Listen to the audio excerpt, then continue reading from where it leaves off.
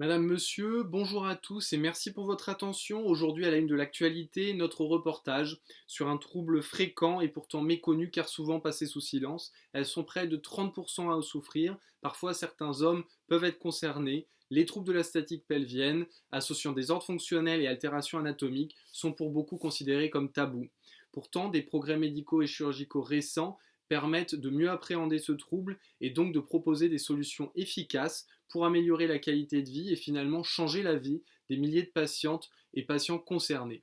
On parle de troubles de la statique pelvienne lorsque l'un des organes présents dans le bassin, l'utérus, la vessie ou le rectum, n'est plus maintenu par les muscles et ou les ligaments constituant le plancher pelvien. Ces organes, dont les attaches ont perdu leur efficacité, finissent par descendre et par bomber dans le vagin. On parle alors de colpocèle. Parfois, l'extériorisation peut se faire au travers de l'anus, définissant le prolapsus du rectum. Sans plus attendre, allons rejoindre Valérie Bridoux, chirurgienne experte en la matière, qui va nous expliquer ce phénomène que l'on connaît et comprend un peu mieux aujourd'hui, notamment grâce au progrès de l'imagerie. Oui, bonjour. Je vous propose de revenir en image sur les notions que vous venez d'aborder. Quand on parle de prolapsus et donc de colpocèle, on distingue classiquement trois compartiments. En avant, la colpocèle antérieure contient la vessie et on parle de cystocèle. La colpocèle de l'étage moyen contient l'utérus et on parle alors d'hystéroptose ou d'hystérocèle. La colpocèle postérieure peut contenir le rectum, et on parle alors de rectocèle antérieur, mais elle peut également contenir le cul-de-sac péritonéal de Douglas qui va venir s'insinuer entre le vagin en avant et le rectum en arrière. On parle alors d'érythrocèle. L'érythrocèle peut contenir les anses digestives et l'érythrocèle se nomme alors entérocèle. Dans le cadre du bilan de ces troubles de la statique pelvienne, nous réalisons des défécographies ou des déféco-IRM qui sont des examens dynamiques et nous permettent donc d'étudier la fonction exonératoire du rectum. Nous allons voir ensemble maintenant quelques exemples de déféco-IRM. Alors nous avons des examens à notre disposition qui nous permettent d'étudier le fonctionnement dynamique du rectum. Il s'agit de la défécographie ou de la déféco-IRM, dont je vais vous montrer ici un exemple. Donc vous voyez chez cette patiente, on a rempli le rectum avec un gel d'échographie qui apparaît blanc sur l'IRM. On a également opacifié le vagin ici et la vessie en avant. Et on va demander à la patiente de réaliser un effort de poussée. Et vous allez voir que dans ce cas, on va voir le rectum venir s'écraser ici contre le périnée, ce qui est pathologique. On voit également en avant que la vessie a tendance à glisser vers l'avant. Et puis quand on demande à la patiente de prolonger l'effort de poussée, on va voir venir s'insinuer entre le rectum et le vagin en avant l'intestin grêle. C'est ce que l'on appelle une entérocèle.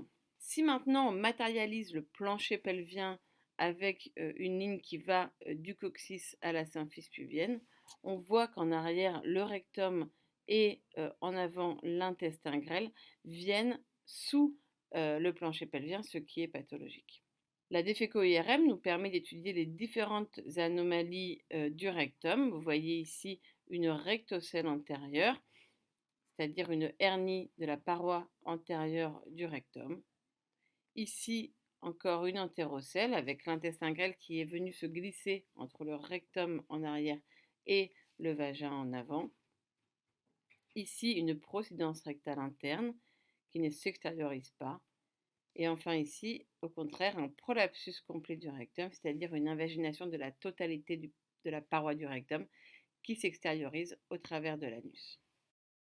Merci Valérie pour ces explications et ces précisions anatomiques. Fait d'actualité récent et en raison de la saturation du système de soins provoquée par la pandémie virale, bon nombre de patients porteurs de ce type de pathologie, c'est-à-dire n'engageant pas le pronostic vital, n'ont pas pu être opérés. Pourtant, comme vous allez le voir dans le reportage qui suit, les conséquences des troubles de la statique pelvienne sur la qualité de vie des patients ne doivent en aucun cas être sous-estimées. Reportage en direct auprès du professeur Meurette et de son équipe spécialisée dans la prise en charge de ce type de pathologie. La statique pelvienne est un ensemble de pathologies purement fonctionnelles et donc évidemment ces problèmes fonctionnels ont des spécificités et quand on est en période de pandémie comme on a connu depuis ces derniers mois, bientôt un peu plus d'un an, ça nous amène à devoir reconsidérer la prise en charge des patients pour se concentrer plutôt sur les patients urgents et évidemment les troubles fonctionnels pelvis-périnéaux et en particulier les troubles de la statique rectale sont vraiment des problèmes urgents.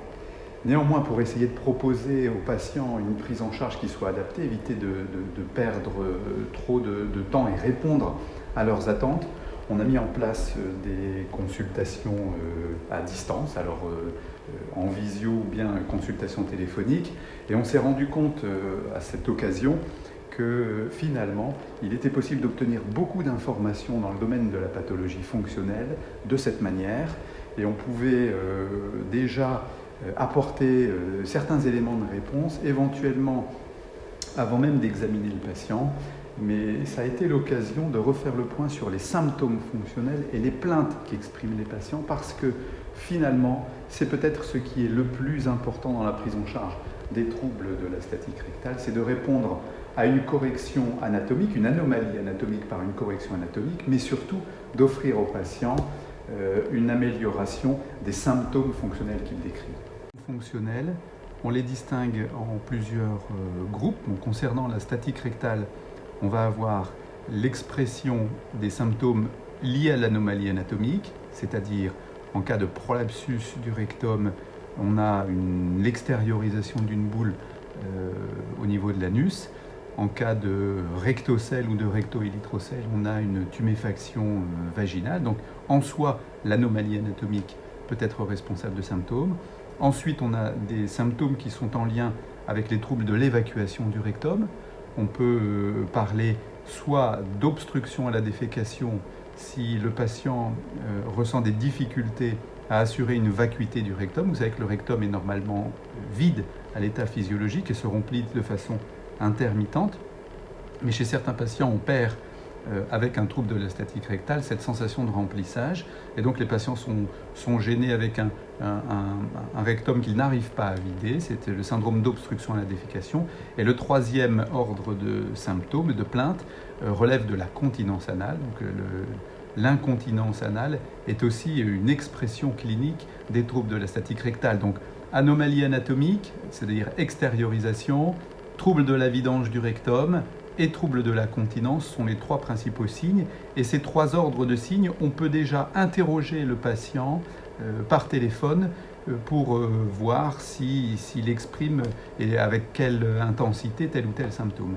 On dispose même de scores, et ça on les utilise maintenant en pratique, qui nous permettent de quantifier la continence anale et des scores qui nous permettent de quantifier l'obstruction à la défécation. On s'en sert quotidiennement et par téléphone on peut assez facilement remplir ces différents questionnaires. Oui, bonjour madame. Oui, c'est le docteur Meurette au téléphone. Donc, comme convenu, je vous appelle suite au rendez-vous que nous avons pris ensemble pour discuter de votre problème. Alors, tout d'abord, depuis la dernière fois, comment allez-vous? Oui, d'accord. D'accord, donc si la situation a plutôt tendance à s'améliorer avec les traitements qu'on vous a donnés et la rééducation, c'est plutôt bon signe. Oui. Oui. Le dossier sous les yeux, effectivement, on avait prévu éventuellement, si cette sensation d'extériorisation et de tuméfaction se confirmait, d'avoir une consultation physique pour que je puisse vous examiner. Je vais essayer de mettre en même temps que la consultation un rendez-vous d'anesthésie, si vous êtes d'accord et si vous êtes disponible, en vue d'une intervention chirurgicale. Mais on en discutera de vive voix ensemble. En tout cas, d'ici là, il faut bien poursuivre les traitements qu'on avait instaurés ensemble. Pensez à bien poursuivre le traitement laxatif, puisque manifestement, il apporte déjà une amélioration. Et puis, on va renouveler l'ordonnance pour quelques séances de kinésithérapie. On se verra comme convenu dès que la situation nous le permettra avec les anesthésistes. Oui, au revoir madame. Au revoir madame. Le bilan que le médecin et le chirurgien doivent conduire lorsqu'ils suspectent un trouble de la statique pelvienne est l'étape initiale indispensable pour pouvoir proposer au patient le traitement le plus adapté à son trouble et à son retentissement au sein d'une large panoplie d'options possibles. Pour en savoir plus sur ces traitements, rendons-nous sans plus attendre dans le service de chirurgie digestive où exerce le docteur Diane Mege qui va nous présenter la prise en charge, ou plus exactement les prises en charge possibles de ce trouble de la statique pelvienne. Alors bonjour à tous, je suis très contente aujourd'hui de pouvoir vous parler du traitement chirurgical des troubles de la statique pelvienne qui touche essentiellement des femmes. Et donc la prise en charge de ces patientes va être un véritable travail d'équipe qui va nécessiter en fait l'action de kinésithérapeutes spécialisés dans la rééducation anopérinéale et puis l'intervention de différents spécialistes tels que les urologues lorsque la vessie est touchée, les gynécologues lorsque l'utérus et le vagin sont touchés et puis enfin le chirurgien digestif pour ce qui concerne la statique rectale.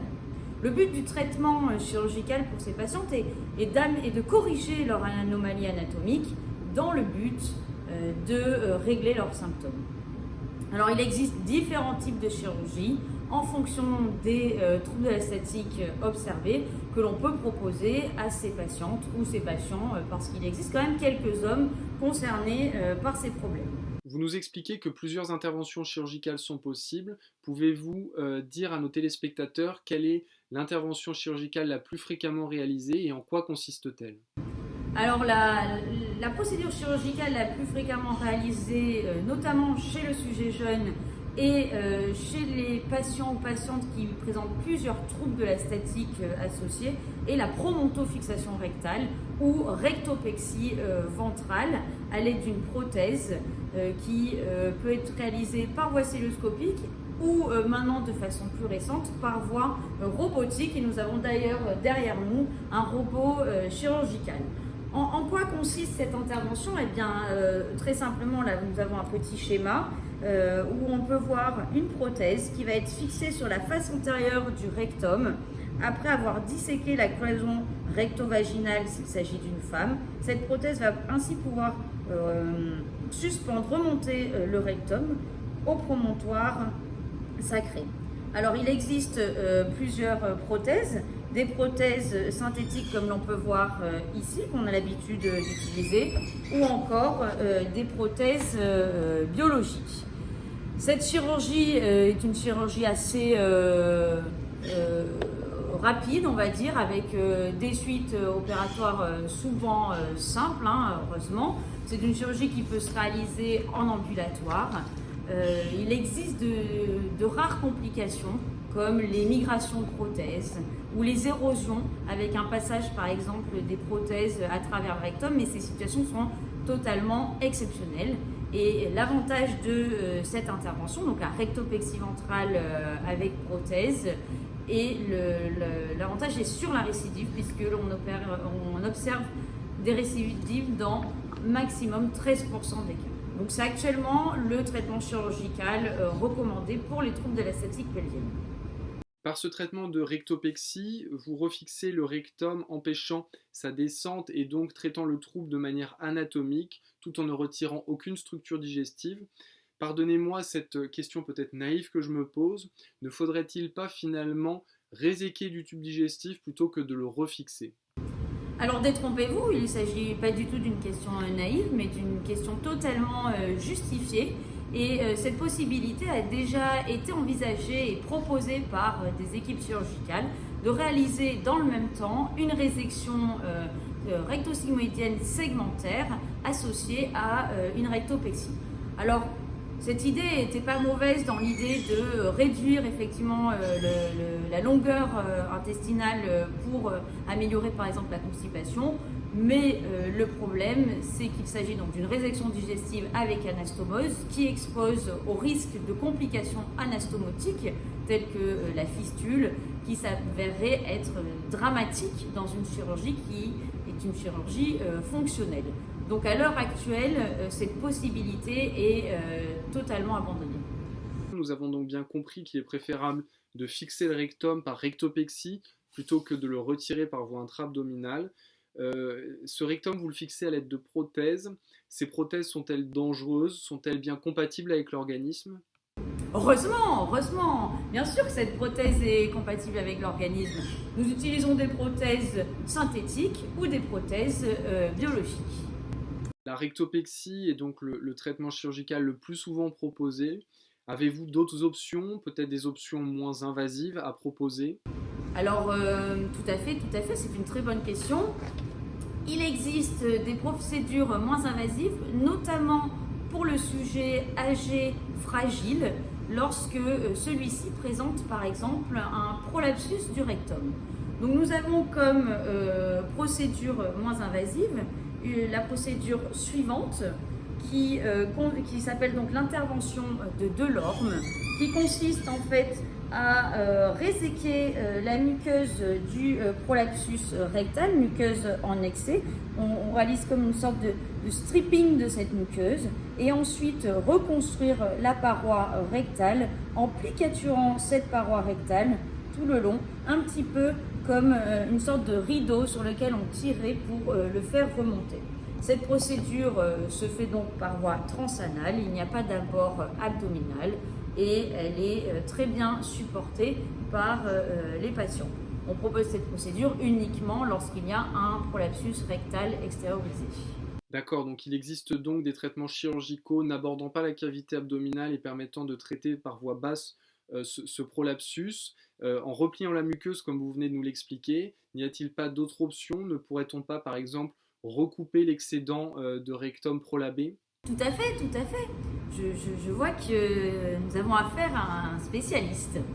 Donc effectivement, chez les patients fragiles, âgés, avec un prolapsus du rectum extériorisé, l'autre option chirurgicale est l'intervention de Altmaier, qui est une intervention qui consiste en fait à réséquer l'excédent de rectum extériorisé lors du prolapsus et donc de faire une résection rectale avec anastomose colo-anale. Qui dit anastomose dit risque de complications anastomotiques et donc c'est pour cela que cette intervention est peut-être préférée par certaines équipes, notamment les équipes britanniques et les équipes françaises ont plutôt privilégié l'intervention de Delorme. Je ne vous l'ai pas signalé tout à l'heure, mais ces deux interventions ont la limite d'un taux de récidive bien supérieur à la promontofixation ou rectopexie ventrale dont je vous parlais au début de cet échange. D'accord, donc vous avez différentes options chirurgicales possibles pour traiter le prolapsus du rectum. Avez-vous, pour les patients et patientes principalement qui souffrent de troubles de la statique pelvienne qui ne sont pas des prolapsus du rectum, des traitements chirurgicaux à proposer? Je vois que vous êtes extrêmement intéressé par cette problématique et j'en suis vraiment flattée. Alors, on peut proposer chez les patientes qui présentent ce qu'on appelle une rectocèle, donc une hernie de la face antérieure du rectum à travers la cloison recto-vaginale. On peut proposer une chirurgie par voie transanale. Nous avons comme chirurgie par exemple ce que l'on appelle l'intervention de Sullivan, qui va en fait consister à réséquer l'excédent de muqueuse au niveau de la rectocèle et ensuite plicaturer, comme on peut le voir ici, la musculeuse rectale. D'autres interventions par voie transanale existent, comme l'agrafage, l'intervention de Starr. Et puis il existe des abords périnéaux ou des abords vaginaux. Ça c'est pour la rectocèle. Et puis il y a une situation dont on parle assez rarement qui est la descente du cul-de-sac de Douglas, que l'on appelle élytrocèle ou entérocèle. Et là, dans ce cas-là, il faudra absolument réaliser une promontofixation ou rectopexie ventrale. Vous l'aurez compris au travers de ce reportage, le trouble de la statique pelvienne, que l'on appelle plus couramment prolapsus, est une atteinte fréquente pour laquelle les progrès de la médecine et de la chirurgie permettent aujourd'hui d'apporter de vraies solutions. Il est donc essentiel de dépister ce trouble, de ne pas le banaliser et d'orienter la patiente ou plus rarement le patient vers une équipe capable de faire le bon bilan et de proposer le traitement le plus adapté à la situation. C'est la fin de cette édition, merci de nous avoir suivis. L'ensemble de l'équipe de rédaction de ce journal, ainsi que tous les membres de la SNFCP, vous souhaitent à tous une agréable journée.